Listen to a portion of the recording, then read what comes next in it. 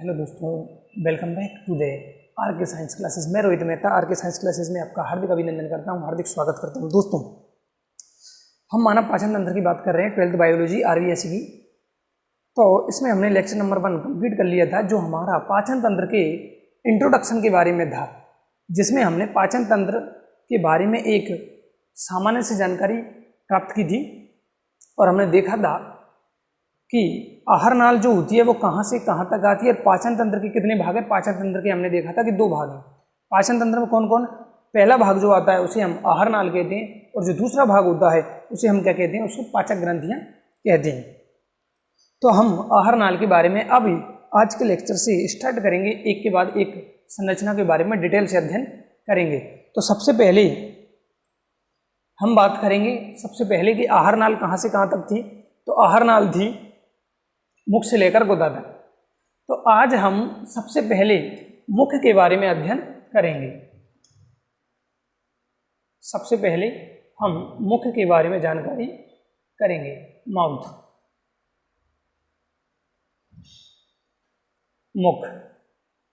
देखिए दोस्तों, अब मैं इन लेक्चर्स में आरबीएससी प्लस एनसीईआरटी दोनों पे बेस्ड जो मैटर होगा उन दोनों को मैं ऐड करने की कोशिश करूंगा, क्योंकि जो आरबीएससी की जो बायोलॉजी है उसमें डिटेल कम दी गई है और एनसीईआरटी की जो बायो है उसमें डिटेल बहुत ज़्यादा दी गई है और जो हमारे लिए ज़्यादा इम्पोर्टेंट है। तो देखिए दोस्तों, मुख, सबसे पहले हम बात करते हैं कि ये कहाँ स्थित होता है। तो ये सिर के अधर भाग में, मुख कहाँ स्थित होता है? सिर के अधर भाग में, यानी कि ये हमारा जो सिर है इसका पृष्ठ भाग ये होगा और ये होगा अधर भाग। तो ये हमारे मुख कहाँ स्थित है? ये सिर के अधर भाग में स्थित है। ठीक है दोस्तों, इतना क्लियर है।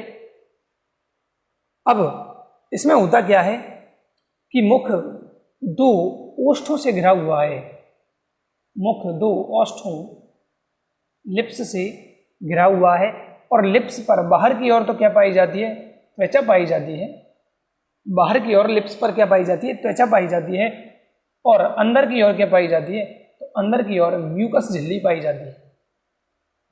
म्यूकस झिल्ली, जो हमारे लिप्स हैं, बाहर की ओर त्वचा से आवृत हैं और अंदर की ओर म्यूकस झिल्ली से आवृत है। इसके बारे में इसके आगे और चलते हैं। तो हमारा जो मुख है वो एक अनुप्रस्थ आकार में स्थित है। अनुप्रस्थ आकार में, अनुप्रस्थ का मतलब होता है आढ़ा। हमारा मुंह खड़ा नहीं है, आढ़े आकार में है, तो इसको अनुप्रस्थ आकार कहेंगे। हमारा जो मुख है वो कैसा होगा? अनुप्रस्थ आकार में होगा या अनुप्रस्थ आकृति में होगा। ठीक है दोस्तों, इतना क्लियर है। तो ये हमारे मुख के बारे में सामान्य सी जानकारी है। जो बाहर की ओर किससे घिरे हैं? लिप्स से घिरे हुए हैं। 2 ओष्ठ पाए जाते हैं, ऊपरी ओष्ठ और निचला ओष्ठ। इसकी मैं संरचना बनाने की कोशिश करूं तो कुछ ऐसी होगी। तो इसको हम ऊपरी ओष्ठ कहते हैं, ऊपरी ओष्ठ, और इसको हम निचला ओष्ठ कहते हैं। अब देखिए, ऊपरी ओष्ठ और निचला ओष्ठ जो है वो दोनों अलग अलग जबड़ों पर स्थित हैं। यानी कि यहां पर जो हमारा जबड़ा होगा ये वाला, और एक जबड़ा इसके नीचे की ओर होगा। यानी कि एक जबड़ा हमारा ऊपर है और एक जबड़ा नीचे है। तो इसको ऊपरी जबड़ा कहेंगे और इसको निचला जबड़ा कहेंगे। ऊपरी जबड़ा, अपर जॉ, अपर जॉ, और इसको कहेंगे निचला जबड़ा, लोअर जॉ, लोअर जॉ। इतना क्लियर है। ये हमारे दोनों जबड़े हो गए। अब देखिए, जो ऊपरी जबड़ा होता है उसको हम हिला नहीं सकते। यानी कि ये ऊपरी जबड़ा जो है वो कैसा होगा? ये ऊपरी जबड़ा होगा अचल। कैसा होगा? अचल, जो चल नहीं सकता या जिसमें गति नहीं होती है। और जो निचला जबड़ा होता है वो हमारा होता है चल, मोटाइल। यानी कि इस निचले जबड़े को हम हिला सकते हैं। ये जो जबड़ा है निचले वाला, इसी के हिलने के कारण ही हम बहुत सारी क्रिया या काम कर सकते हैं। जैसे हम बोलने में ये निचला जबड़ा है वो ऊपर नीचे हो रहा है, इसके कारण हम बोल सकते हैं। खाना चबाने में, अंतर्ग्रहण की क्रिया में, इन सारे कामों में हमें निचला जबड़ा बहुत ज़्यादा सहयोग करता है, क्योंकि ये कैसा है, ये चल जबड़ा है। अब आगे चलते हैं। तो देखिए, ऊपरी जबड़े में हड्डी स्थित होगी, उस हड्डी का नाम होगा मैक्सिला। इसमें जो अस्थि होगी उसका नाम क्या होगा, मैक्सिला। और निचला जबड़ा जो होगा उसमें जो हड्डी होगी उसे कहते हैं मैंडिबल। क्या कहते हैं उसको, मैंडिबल। तो ये हमें याद रखने हैं। हम जब कंकाल तंत्र पढ़ेंगे तो 2 हड्डियां हमारे पक्की याद होंगी, मैक्सिला और मैंडिबल, मैक्सिला मैंडिबल। तो दोस्तों ये तो था हमारी मुख्य की संरचना, स्क्रीनशॉट लें इसका। अब मुख्य बाद हमें अंदर की ओर चलना है, तो मुख्य के बाद आता है क्या, मुख्य गुहा या मुख्य गुहिका, बक्कल कैविटी। तो चलिए,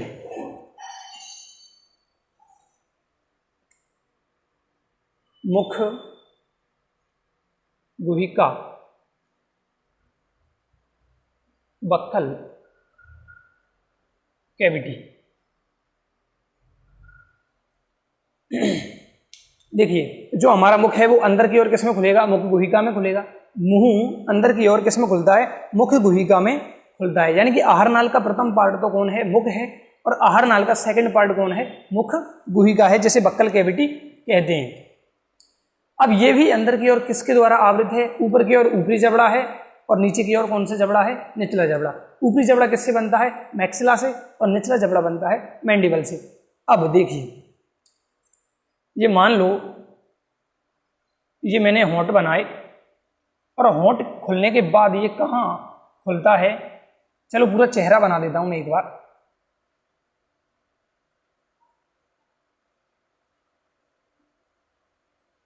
ये मैंने कंप्लीट एक चेहरा बना दिया है। तो देखिए, ये हमारे होंठ हैं, ये नासा मार्ग है, तो यहां से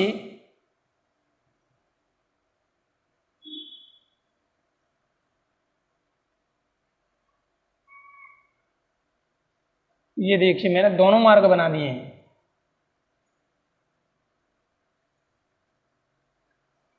और ये हमारी हड्डी पाई जाएगी यहाँ पर, क्योंकि ऊपर वाला तो है नासा मार्ग और निचला बना है मुख गुहिका, निचला वाला। ये लीजिए, अब यहां पर क्या पाए जाएंगे, 2 छिद्र पाए जाएंगे। 2 रास्ते हैं हमारे, यहां से नहीं, थोड़ी ऊपर ही हैं। इसको चौड़ा कर देता हूं थोड़ा सा, ये लो, और ये हमारे 2 रास्ते हैं। तो देखिए, बक्कल कैविटी, ये जो अंदर वाला पार्ट है इसको कहते हैं बक्कल कैविटी, यानी कि मुख गुहिका। अब इसके बारे में हमने पिछले लेक्चर में भी बात की थी कि जो मुख गुहिका होती है वो चारों ओर से घिरी हुई है। ये मान लो हमने मुख गुहिका बनाई, तो ऊपर की ओर तो इस पर क्या पाया जाएगा, तालु। क्या पाए जाएंगे इस पर, ऊपर की ओर तालु। तालु कितने होते हैं, 2, कठोर तालु और कोमल तालु या मृदु तालु। इधर साइड वाली जो इधर दोनों साइड है उसमें गाल, और इधर भी क्या होगा, गाल। और नीचे की ओर क्या पाई जाएगी, हमारी जीभ पाई जाएगी। ये क्या होगी, जीभ। और इसके ऊपर और इसके नीचे दांत पाए जाएंगे। क्या पाए जाएंगे, दांत।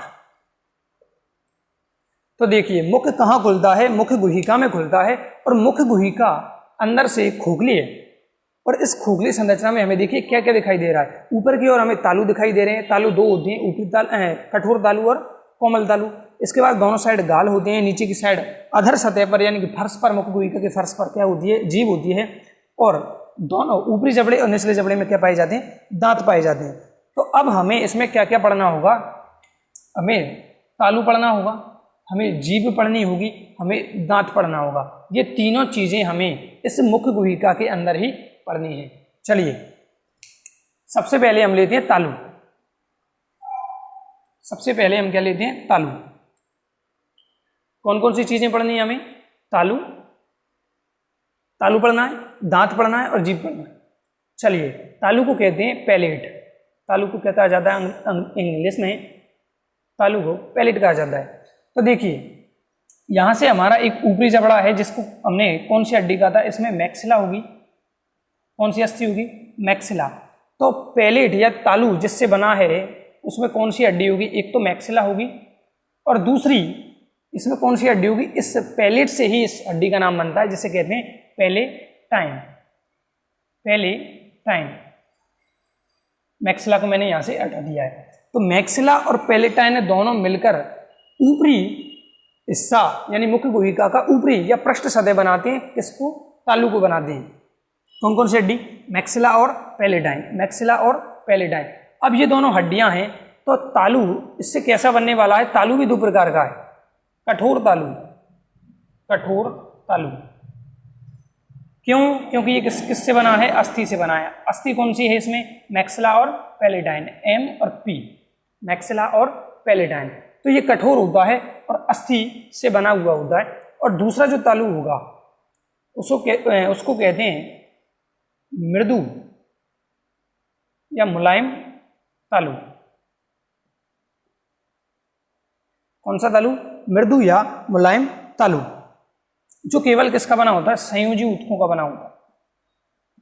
संयोजी ऊतकों का बना, किसका बना होता है? संयोजी ऊतकों का। ठीक है, यानी कि जो हमारा कठोर तालु है उसके पीछे कौन सा तालु स्थित होगा? मृदु तालु या कोमल तालु या मुलायम तालु स्थित होगा, जो केवल किसका बना होता है? संयोजी ऊतकों का बना होता है।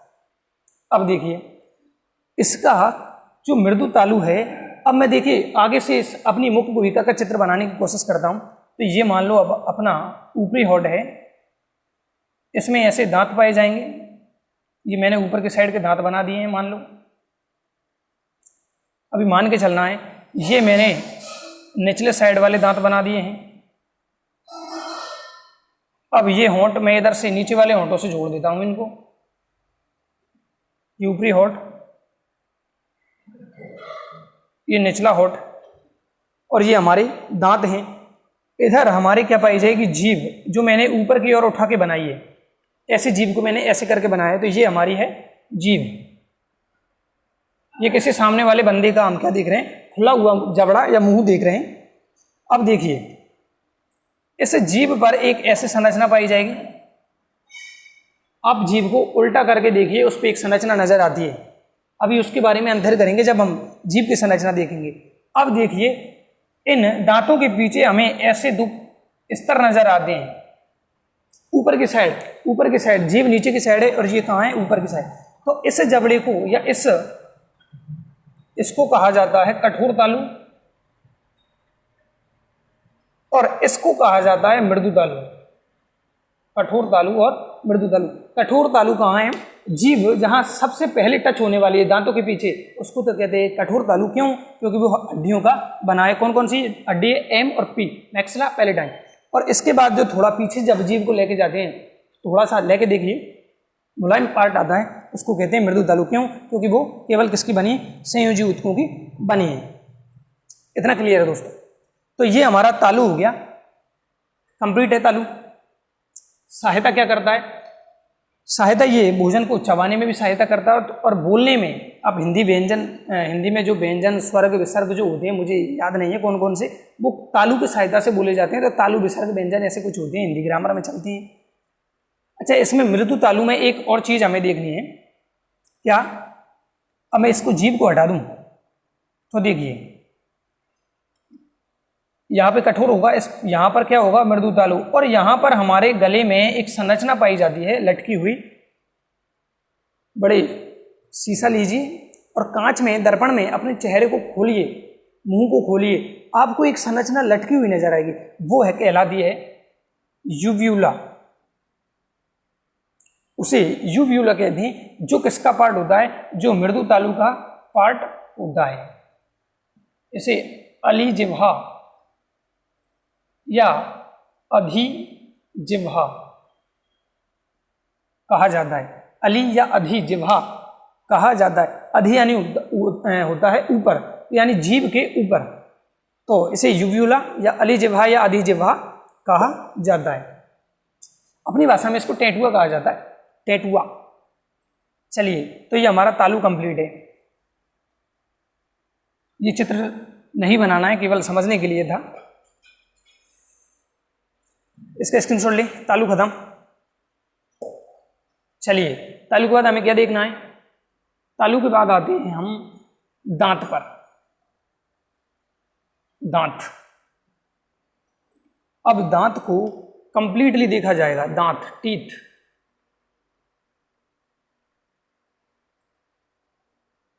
सबसे पहली बात कितने होते हैं भाई, 32। टोटल दांत कितने होते हैं, 32, यानी कि 16 दांत तो ऊपरी जबड़े में और 16 ही दांत कहाँ होंगे, निचले जबड़े में।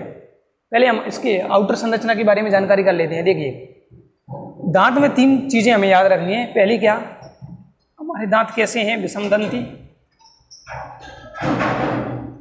गर्तदंती, विषमदंती और गर्तदंती। हमारे दांत कैसे हैं, विषमदंती हैं, गर्तदंती हैं। विषमदंती को हेटेरोडोंट कहा जाता है। अब इसके ये क्या है, विषमदंती दांत का मतलब होता है कि हमारे जो दांत हैं सभी एक जैसे नहीं हैं और सभी दांत अलग अलग हैं। मतलब हमारे मुंह में 4 प्रकार के दांत पाए जाते हैं। कितने प्रकार के, 4 प्रकार के दांत पाए जाते हैं, जिनके नाम कृंतक, रदनक,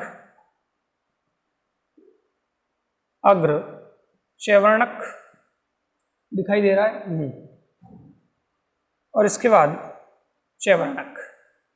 ये 4 प्रकार के दांत है। इंग्लिश में याद रखना इनको जरूरी है, इंसिजर्स या इंसाइजर, कैनाइन, प्रीमोलर और मोलर। तो ये हमारे पास 4 प्रकार के दांत पाए जाते हैं, इसलिए हमारे दांत कैसे हैं, हेटेरोडोंट, विषमदंती हैं। अगर ये हमारे दांत एक ही प्रकार के होते तो हम कहते हैं इनको समदंती। जैसे कि व्हेल मछली में होते हैं, व्हेल मछली या शार्क मछली जो होती है उनमें कैसे दांत होते हैं, एक ही प्रकार के दांत पाए जाते हैं, ऐसे खतरनाक दांत होते हैं उनके। तो ये कैसे दांत है, ये समदंती हैं। लेकिन हम मानव शरीर की बात कर रहे हैं तो हमारे पास कैसे दांत पाए जाते हैं, विषमदंती, जिनको क्या कहा जाता है, जिनको हेटेरोडोंट कहा जाता है। और 4 प्रकार के दांत हैं, इंसाइजर, कैनाइन, प्रीमोलर और मोलर। अब देखिए इनकी संख्या कितनी होती है, तो देखिए 16 दांत है हमारे पास, ऊपरी जबड़े में भी 16, निचली जबड़े में भी 16। तो इनकी संख्या 4, 2, 4, 6। ये तो मैंने ले लिया एक जबड़ा, ऊपरी जबड़ा, और ये जब निचला जबड़ा लूंगा तो वहां भी 4, 2, 4, 6, 4, 2, 4, 6, यानी कि इनकी संख्या टोटल 8, इनकी संख्या 4, इनकी संख्या 8 और इनकी संख्या 12। टोटल जोड़िए 20, 28, 32। कितने दांत हो गए, 32। तो क्वेश्चन ऐसे बन सकता है कि हमारे मुख में टोटल कृंतक या इंसिजर्स दांतों की संख्या कितनी होती है, तो 8 दांत कौन से होंगे, कृंतक, इंसाइजर होंगे, रद्रक 4 होंगे, अग्र चैवर्णक 8 होंगे और चैवर्णक कितने होंगे, 12 होंगे। सबसे ज्यादा कौन से दांत होंगे, चैवर्णक, सबसे ज्यादा दांत मोलर, सबसे कम दांत रद्रक। इनके कार्य भी देख लेते हैं हम। कार्य देखिए, कृंतक इसमें आ रहा है कबूतर वाला, तो इसी से इसका काम बनता है काटना और कुतरना, काटना और कुतरना। इस कबूतर वाले से ही हमने इसके काम याद कर लिए, काटना, कुतरना। रद्नक ये करता है चीर फाड़, यानी चीरना और फाड़ना। ये किसका काम है, ये है रद्नक का काम। अग्र चैवर्णक और चैवर्णक दोनों के काम सेम है, दोनों के काम क्या है, सेम, यानी कि चबाना, और इनका भी काम है चबाना। अच्छी तरह चबाते हैं दोनों दांत। अब देखिए ये कहाँ स्थित होते हैं, तो इनकी जानकारी कर लें। यहाँ पे बना देता हूं मैं दांत। देखिए सबसे बाहर की ओर जो बड़े बड़े दांत दिखाई दे रहे हैं वो कुछ ऐसे हैं। सबसे बाहर जो दांत हैं, सबसे आगे वो 4 दांत ऊपरी जबड़े में हैं और 4 दांत निचले जबड़े में। तो ये 4 दांत हैं, इनको कहते हैं कृंतक। आई से लिख देता हूं मैं इनको। ये कौन से दांत है, यहां से यहां तक आई, इंसिजर। कितने हैं, 4।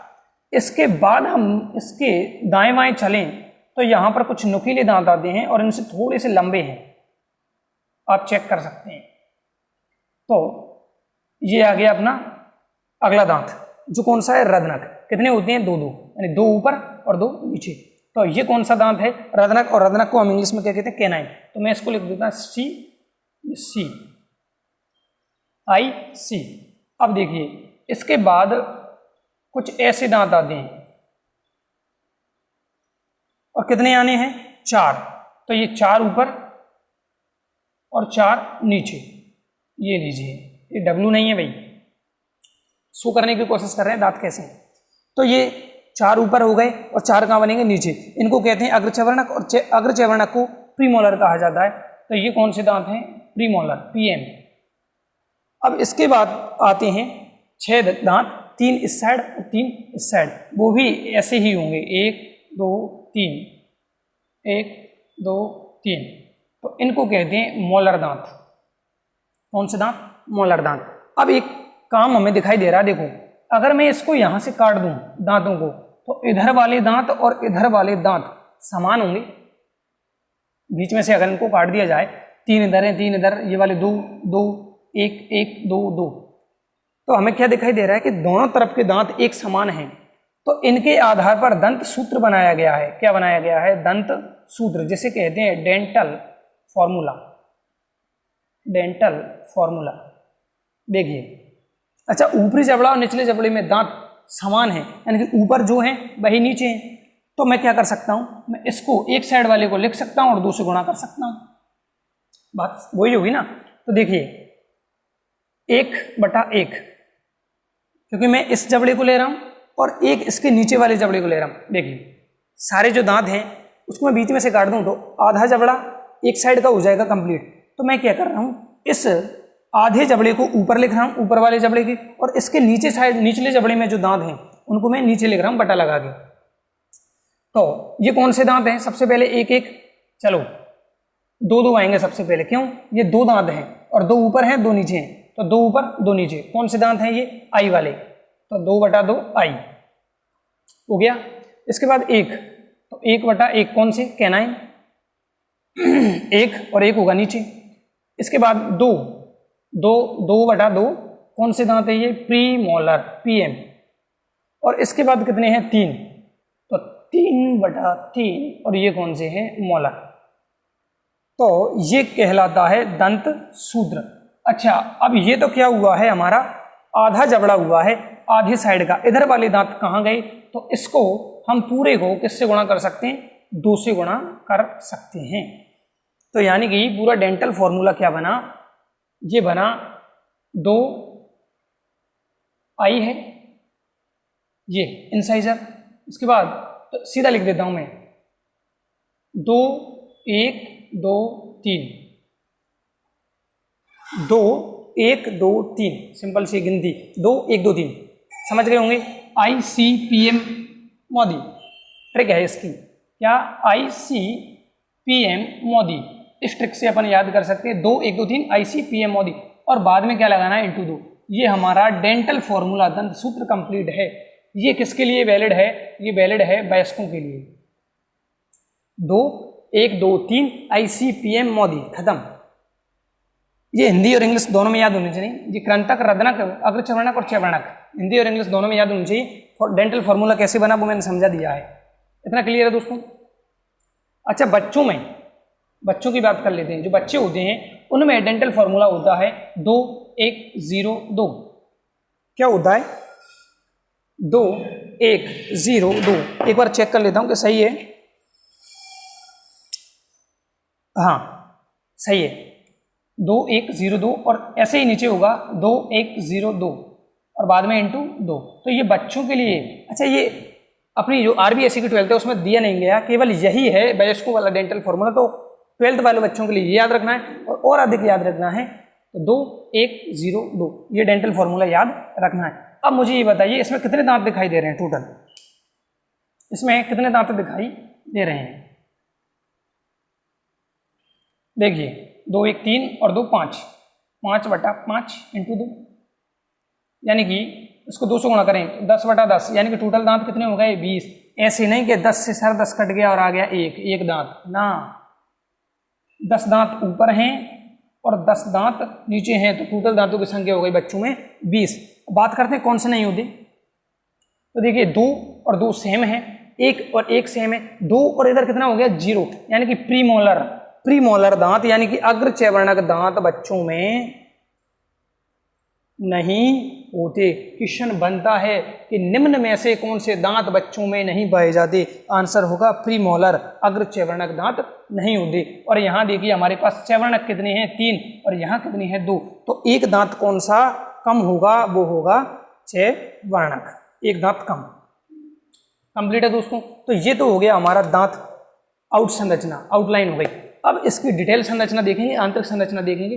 चलिए इसका स्क्रीनशॉट लें सबसे पहले।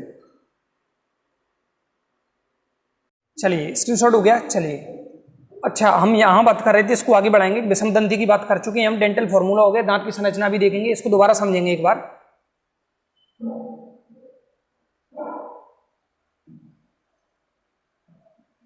ICPM मोदी 2 1 2 3 वयस्कों में, और बच्चों में होता है इसका 2 1 0 2 2 1 0 2। चलिए दोस्तों, अच्छा उसकी बात कर लेते हैं हम। दांत कैसे होते हैं हमारे पास? विषमदंती होते हैं, विषमदंती, हेटेरोडोंट, मैंने कहा था 3 परिभाषाएं हमें इसमें याद रखनी है। तो पहली तो हो गई विषमदंती, इसको हमने समझ लिया है क्यों 4 प्रकार के दांत हमारे बॉडी में पाए जाते हैं, हमारे मुंह में पाए जाते हैं। ICPM मोदी, कंटक, रंध्रक, अग्र चैवर्णक और चैवर्णक। इसके बाद दूसरी बात करते हैं, तो हमने क्या लिखा था? गर्तदंती। गर्तदंती को क्या कहते हैं? गर्तदंती को कहा जाता है थीकोडोंट।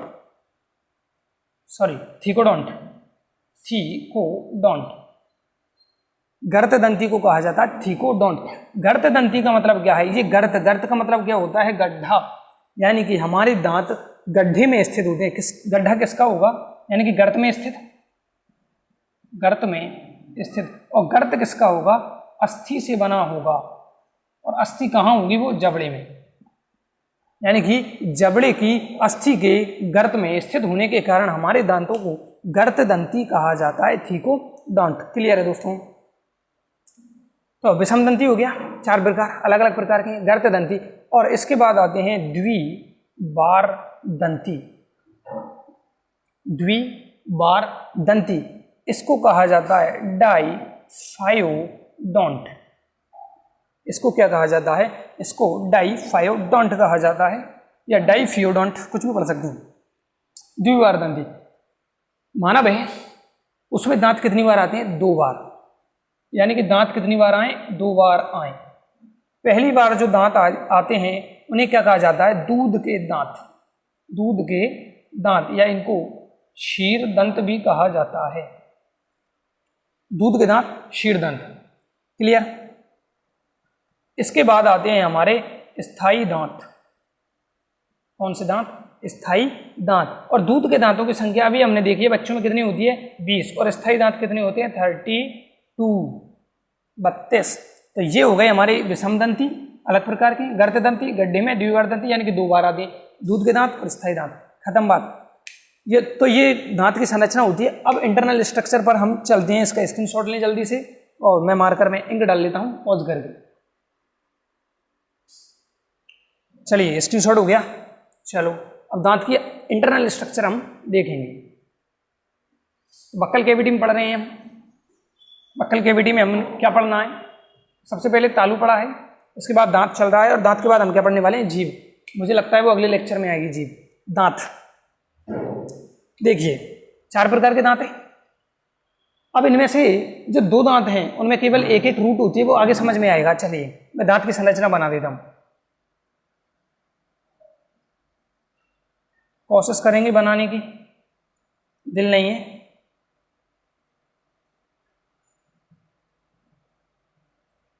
ये लीजिए,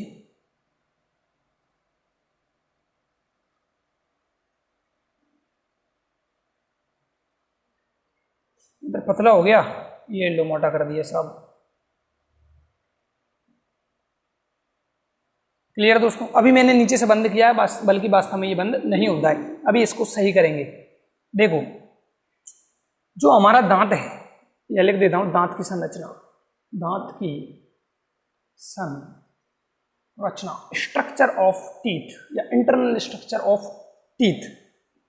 देखो भाई, ये जो हमारा दांत है, ये मैंने दांत में जो बनाया है वो है डेंटिन। क्या है इसका नाम? डेंटिन। यानी हमारा जो दांत है उसमें सबसे ज्यादा पदार्थ कौन सा पाया जाता है? वो है डेंटिन। ठीक है दोस्तों, डेंटिन के अंदर एक कैविटी पाई जाती है, मतलब डेंटिन पदार्थ या हमारा दांत अंदर से खोखला है। कैसा है? खोखला। मैं इसी से बना देता हूँ। चलो, तो यहाँ पर मैंने कैविटी बना दी है, ये दांत खोखला है हमारा। ये अंदर से मैंने कैसा कर दिया है? खोखला। ध्यान से देखें, और नीचे से मैंने इसको अब जोड़ दिया है।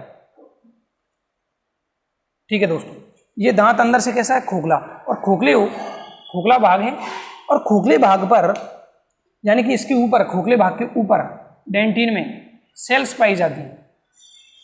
क्या पाई जाती हैं? सेल्स। अब जब बोर्ड क्लास के में ये चित्र बना रहा हूं बोर्ड क्लास में, तो ये सेल्स हमें शो नहीं करनी है।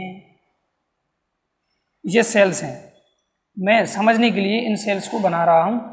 किसके ऊपर है? समझ में आ गया? ये उस कैविटी के ऊपर है, उस खोखली गुहा के ऊपर है, और उस खोखली गुहा को कहते हैं पल्प कैविटी। क्या हो रहा है? गड़बड़। पल्प कैविटी, कैविटी को हिंदी में गुहा, तो पल्प गुहा, जिसमें लिक्विड भरा होगा, जिसको पल्प कहते हैं। Pulp, PULP, pulp. Pulp cavity में कौन भरा होगा? पल्प भरा होगा। पल्प क्या है? लिक्विड फॉर्म में। ठीक है, अब इस पल्प गुहा के ऊपर दो तरीके से हम इसको परिभाषित कर सकते हैं, इन सेल्स को। कैसे? पल्प गुहा के ऊपर या डेंटिन के सबसे नीचे। नहीं आया समझ में? भाई अंदर से दांत कैसा है? खोखला। उस खोखले भाग के जस्ट ऊपर, और या कह दें डेंटिन के जस्ट नीचे, क्या पाई जाती हैं? कुछ सेल्स पाई जाती हैं। ये जो रेड कलर से मैंने बनाई है, इनको ओडोंटोब्लास्ट सेल कहा जाता है। Odontoblast cells. कौन सी सेल्स? ओडोंटो, फिर गड़बड़, वास्तव ओडोंटोब्लास्ट सेल इनको कहा जाता है। बड़ी स्पेशल सेल्स हैं ये। जो सेल्स हैं, इनके द्वारा ही डेंटिन का निर्माण किया जाता है। ये रहा भाई डेंटिन। इस डेंटिन का स्त्रवण कौन सी सेल्स करती हैं? ओडोंटोब्लास्ट सेल्स करती हैं, और इन सेल्स के कारण ही दांत का आकार बढ़ता रहता है। यानी कि दांत बचपन में इत्तू सा होता है दांत, तो धीरे धीरे वो बढ़ जाता है। क्यों? ओडोंटोब्लास्ट सेल्स के कारण। कहाँ स्थित है? पल्प कैविटी के जस्ट ऊपर या डेंटिन के जस्ट नीचे, नीचे की परत है डेंटिन की ओडोंटोब्लास्ट सेल। लेकिन दांत का आकार एक निश्चित आयु तक ही बढ़ता है, उसके बाद ये सेल्स नष्ट या मृत हो जाती हैं। आगे चलें। अब देखिए भाई, यहां पर मसूड़ा होगा हमारा। क्या होगा? मसूड़ा। क्या होगा? मसूड़ा।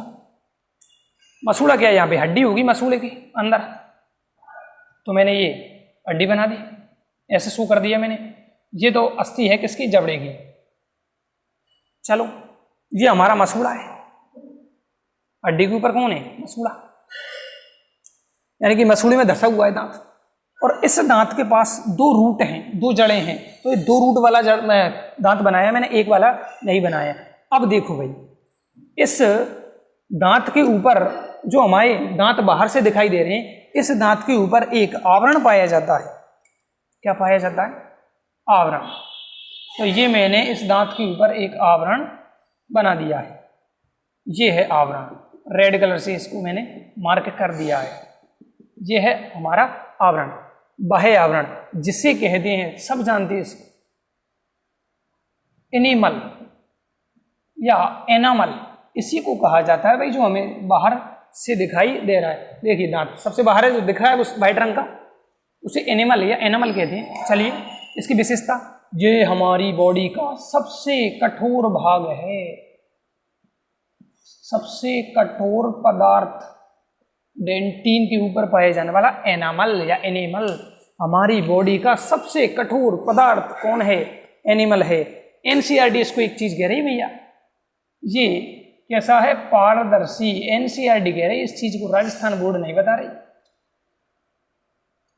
एनसीईआरटी क्या कह रही है कि ये पारदर्शी है और कठोरतम तो है ही सही। तो ये एनामल है। अब जो एनामल दिखाई दे रहा है इसको कहते हैं शिखर, क्या कहते हैं इसको, शिखर। और ये थोड़ा सा पार्ट कहलाता है क्या, ग्रीवा, क्या कहलाता है, ग्रीवा, ये थोड़ा सा पार्ट। और इसके अंदर जो पार्ट है यहाँ से यहाँ तक, इसको कहते हैं मूल या जड़, रूट, अंग्रेजी जरूरी है भैया। क्राउन, शिखर, ग्रीवा, नेक, चलिए ग्रीवा को नेक, शिखर क्राउन और रूट जड़। अब देखिए पल्प कैविटी को हमने देख तो लिया, लेकिन पल्प कैविटी के अंदर क्या है वो देखिए। यहाँ से जड़ है, यहाँ से तंत्रिका तंतु और रुधिर केशिकाएं एंट्री करती हैं। ये लो, कौन कौन गया, कौन कौन गया भाई अंदर, दिख रहा है यहाँ, चलो यहीं लिख देता हूँ मैं। एक तो केशिकाएं गई भाई, बारीक बारीक लंचियां केशिकाएं। दूसरी तंत्रिका तंतु, तंत्रिका तंतु, दो चीजें इसके अंदर एंट्री करती हैं। कहाँ से, रूट वाले भाग से। तो ये हमारे दांत की संरचना कंप्लीट होती है। देखिए कितने मिनट हो गए, 10 मिनट, कोई दिक्कत नहीं है। 3 भागों में दांत की संरचना को 3 भागों में बांटेंगे। लिखना क्या है वो देखो, दांत की संरचना को 3 भागों में बांटा गया, शिखर, क्राउन, ग्रीवा, नेक और रूट, जड़। देखो दांत मुख्यतः डेंटिन का बना होता है और डेंटिन एक कठोर पदार्थ है। और इस, अच्छा एक चीज रह गई भाई, इस जबड़े की अस्थि में यहाँ पर एक पदार्थ भरा होगा, कैसे शो करूं, ऐसे शो कर देते हैं, इसको सीमेंट कहा जाता है। इसको क्या कहा जाता है, सीमेंट।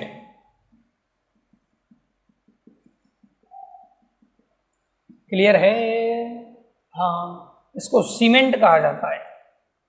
यानी कि सीमेंट क्या है, सीमेंट जैसा पदार्थ है जो दांत को अच्छी तरह चिपकाए रखेगा मसूड़े की हड्डी में या जबड़े की हड्डी में। तो दांत देखो 3 पार्ट होते हैं, शिखर है, इसके बाद ग्रीवा है और इसके बाद है रूट। तो दांत मुख्यतः डेंटिन का बना होता है। डेंटिन का स्त्रवण ओडोंटोब्लास्ट सेल से द्वारा किया जाता है और दांत या डेंटिन अंदर से खोखला होता है।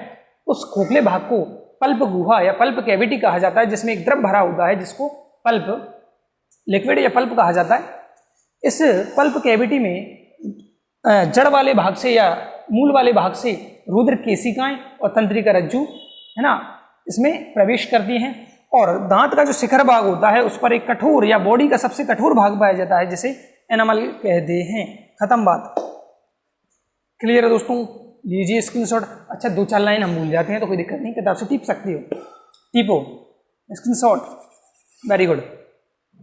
अब थोड़ी सी एनसीईआरटी की बात करते हैं। इसमें एनसीईआरटी क्या कह रही है, आईसी, ये दोनों दांत में एक एक जड़ होती है, एक मूल, यानी कि चित्र कैसे बनेगा, ये तो 2 मूल वाला है, इतना सा सोच लो, समझ गए ना। आईसी, पीएम में भैया 2 या 3 मूल होती हैं, 2 या 3 मूल, ये 2 वाला 3 सोच लो। और इसके बाद जो मोलर दांत आती है उसमें 4 मूल होते हैं, यानी दांत को तोड़ेंगे ना तो कैसा होगा वो, ऐसे। मैं इधर से 2 शो कर रहा हूं और 2 किधर है इसके पीछे की ओर, तो 4 मूल। एनसीईआरटी टिप लो इसको। और मुझे लगता है कि वीडियो को अब बंद किया जाना चाहिए, ठीक है। इसके बाद हमारे जो मुख्य गुहिका है उसमें हमने देखो तालु पढ़ लिया, इसके बाद हमने दांत कंप्लीट कर लिया है, अब कोई चीज़ इसमें छूटी नहीं है। उसके बाद जो जीभ आती है उसको देख ही लो यार, क्या बात करते हैं। स्क्रीनशॉट ले लिया, चलो 5 मिनट का टॉपिक है। तालु कितने, 2, कठोर तालु, मृदु तालु। कठोर तालु किसका बना, एमपी का, एमपी का, हाँ, मैक्सिला और पैलेटाइन। चलिए तीसरी चीज, जीभ।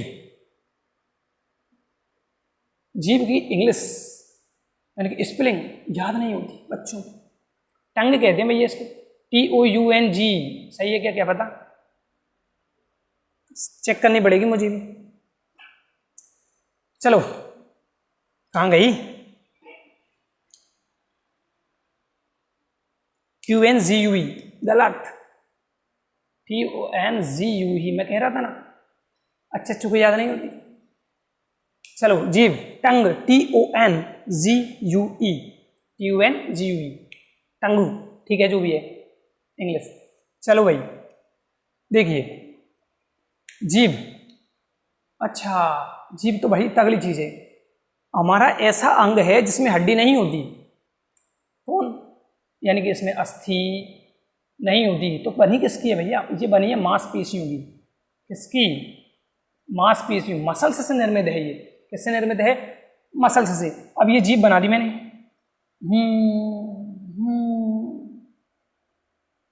ये लीजिए,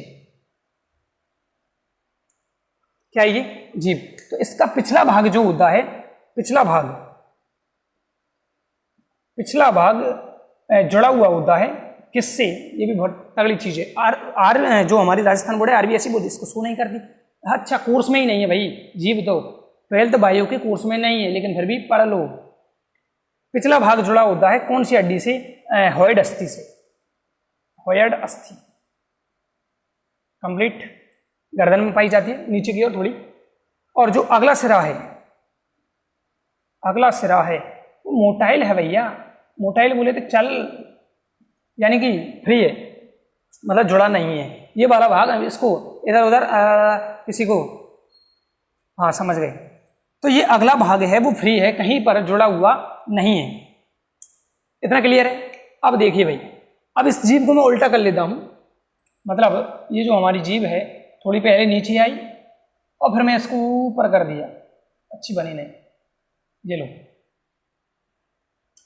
यानी कि ऐसे उठा के देखा हमने, तो यहां पर एक संरचना पाई जाती है, इसको फ्रेनुलम बोला जाता है। क्या? फ्रेनुलम। दिख रहा है? Very good. इसको बोला जाता है फ्रेनुलम, जो क्या करती है? जीभ को मुख्य गुहिका के अधर पृष्ठ से या अधर भाग से जोड़े हुए रखती है। अच्छा, एक चीज और है इसमें, देखो ध्यान से। ये जो हमारे दांत हैं, निचले दांत, जीभ ऊपर उठा के, है ना, ये हमारा होंठ, ऊपरी होंठ। तो यहां पर क्या होता है? जीभ के नीचे भी यही संरचना है, फ्रेनुलम। और जो हमारा होंठ है उसके अंदर दांतों के नीचे टच करके देखो और ऊपर भी टच करके देखो, एक धागा सा नजर आता है, नजर नहीं आता, महसूस होता है। जीभ से करके देखो भाई, यहाँ पे और यहाँ पे, दांतों पे लगा के देखो भाई, ऊपर दांतों की और होंठ के बीच में। क्या बात करते हो? इसको कहते हैं भैया लेवियल फ्रेनुलम, और इसको भी कहते हैं लेवियल फ्रेनुलम। खत्म बात, इतना क्लियर है? अब इसके बाद देखिए, टेस्ट की बात करते हैं। मेन तो वही है इसमें, स्वाद। जीभ के काम है भैया स्वाद, काम। इधर दिखाई देगा? ठीक है। काम देखिए, पहला स्वाद लेने वाली कौन होती है? स्वाद कलिकाएं, जो कहाँ होती हैं? जीभ पर स्वाद लेगी। इसके बाद लार को अच्छी तरह मिलाना, दूसरा काम हो गया। तीसरा, बोलने में सहायक, है ना। चौथा, दांतों में फंसे भोजन को निकालना। तो ये लिख लेना इनको, आरबीएसई में नहीं है इसलिए जल्दी चल रहे हैं काम। पहला स्वाद का पता लगाएगी, दूसरा लार को मिलाएगी, बोलने में सहायता करेगी, फंसे भोजन को निकालेगी। खत्म बात, है ना। उसके बाद देखो ना भैया, भोजन को निगलने में टिपो। इसके बाद जो स्वाद कलिका है वो कौन सा टेस्ट कहां से लेता है उसको देखती है, स्क्रीनशॉट। बहुत बढ़िया। ये जो पार्ट है आगे वाला, ये तो मीठे टेस्ट लेगी, मीठा, है ना। इसके बाद जो साइडें हैं, है ना, देखो भाई ढंग से, जो साइडें हैं ये क्या करती हैं? खट्टे स्वाद को लेती हैं थोड़ा सा। कौन सा? इधर लिख देती हैं, खट्टा बिटर।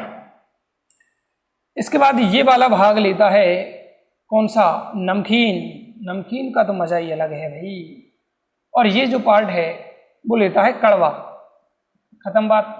कौन सा क्षेत्र कौन सा स्वाद लेता है ये देख लो, स्क्रीनशॉट।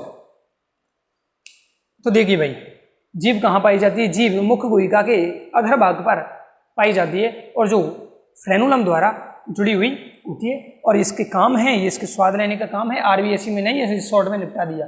चलिए, तो यहीं आज के लेक्चर को रोक देते हैं, बंद कर देते हैं। तो बच्चों, ये हमारा 12th बायो का चैप्टर नंबर 22 है, उसका सेकंड लेक्चर है, जिसमें हमने किसकी बात की? हमने इसमें मुख्य की बात की, है ना, कंप्लीट। और मुख्य गुहिका को हमने कंप्लीट देख लिया है, जिसमें हमने 3 चीजों का अध्ययन किया है। अभी जीभ का क्या है? जीभ से पहले दांत। दांत एक इंपोर्टेंट पार्ट है और उसको अच्छी तरह याद होना चाहिए, वैसे सिंपल है। और उससे पहले हमने किसका अध्ययन किया? तालु का। ये 3 चीजें थी हमारी मुख्य गुहिका में, वो कंप्लीट हो चुकी हैं। अब इसके बाद जो हमारा लेक्चर नंबर अगला होगा, जो तीसरा लेक्चर होगा, उसमें दूसरे के बाद तीसरी चीज हम क्या देखेंगे? ग्रसनी। फिर आएगा ग्रशिका और 5वां आएगा आमाशय। तो मैं कोशिश करूंगा कि अगले लेक्चर में हम इन तीनों की संरचना को पढ़ सकेंगे, अध्ययन कर सकेंगे तीनों के। अगर आमाशय नहीं होगा तो ग्रशिका तो हो ही जाएगा। वैसे ये छोटे छोटे पार्ट है, आमाशय थोड़ा बड़ा है। अभी तो हमें संरचना देखनी है, कार्य तो हम पाचन की क्रिया में बाद में देखेंगे इनके, फिर भी देखने की कोशिश करेंगे। तो ये 3 जो टॉपिक हैं इनको हम अगले लेक्चर में शूट करेंगे। और आमाशय के बाद हम छोटे आंत, बड़े आंत, मलाशय, उनको सबको एक पार्ट में या एक लेक्चर में इनको शूट करने की कोशिश करेंगे। तो दोस्तों, मैं हूँ रोहित मेहता। आप हमारे साथ ऐसे ही बने रहें। हमारे चैनल को लाइक कीजिए, शेयर कीजिए, सब्सक्राइब कीजिए, ताकि आप भी फायदा ले सकें और अन्य बच्चे जो लॉकडाउन में घर पे फंसे हुए हैं या ऑफलाइन क्लास जिनकी नहीं चल रही है, वो भी इस पढ़ाई का आनंद ले सकें। और अगर कॉमेडी अच्छी नहीं लगती आपको तो हमें कमेंट कर सकते हैं, और अच्छी लगती तो और भी कॉमेडी करनी है, क्योंकि हमारा काम ही कॉमेडी करना। मैंने ज़्यादातर बायोलॉजी के या साइंस के टीचर देखे हैं, वो कॉमेडियन देखे हैं। और मैं भी ऑफलाइन क्लासेस में खूब सारी कॉमेडी कराता हूँ, इसमें कोई बड़ी बात नहीं है। क्योंकि इससे क्या होता है तो बच्चे एक तो बोर नहीं होंगे, और कॉमेडी के बाद में जैसे बच्चों को ऑफलाइन क्लास में खड़ा हो गई या खड़ी हो, ऐसे करते रहते हैं तो माहौल चेंज होता रहता है। ऐसा नहीं कि सर तो बहुत बोरिंग है, मज़ा नहीं आता इनकी क्लास में पढ़ने का, बोर कर देती हैं सर, पढ़ाने में बिजी रहते हैं। हम भी मस्ती करते हैं, खूब सारी चीज़ें होती हैं बच्चों के साथ घुल मिल के। हम केलवाड़ा से हैं भाई, और यहीं की 2-3 कोचिंगों में हम ऑफलाइन सेवा देते हैं, एक स्कूल में सेवा देते हैं, आदर्श कृष्णा पब्लिक स्कूल में। चलिए, तो यहाँ हम लेक्चर को रोकते हैं। भारत माता की जय। जय श्री राम।